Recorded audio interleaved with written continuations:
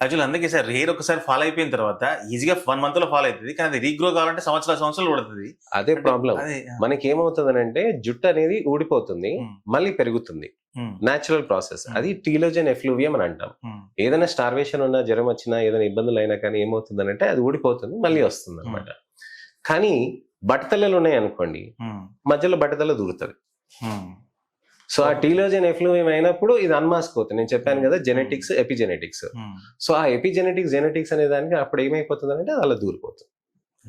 So అప్పుడు బట్టతలలు వచ్చేస్తాయి. ఇదేంటి, నాకు లాస్ట్ టైం ఊడింది, లాస్ట్ సంవత్సరం నాకు జుట్టు ఊడింది, మళ్ళీ పెరిగింది, ఈ సంవత్సరం జుట్టు ఊడింది, పెరగట్లేదు. ఇది కామన్ గా వచ్చే క్వశ్చన్ అనమాట. ఎందుకని పెరగట్లేదు? ఎందుకనంటే ఈ మేల్ ప్యాటర్న్ బాల్డ్నెస్ బయటకు వచ్చింది.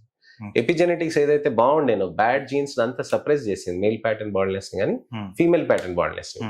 అది రిలీజ్ అయిపోయేటప్పటికి మీకు జ్వరం వచ్చిందో లేకపోతే ఇది వచ్చిందో, ఈ బ్యాడ్ జీన్ బయటకు వచ్చేసింది. సో అది ఉండిపోతుంది అనమాట. సో ఇది ప్రాబ్లం అనమాట.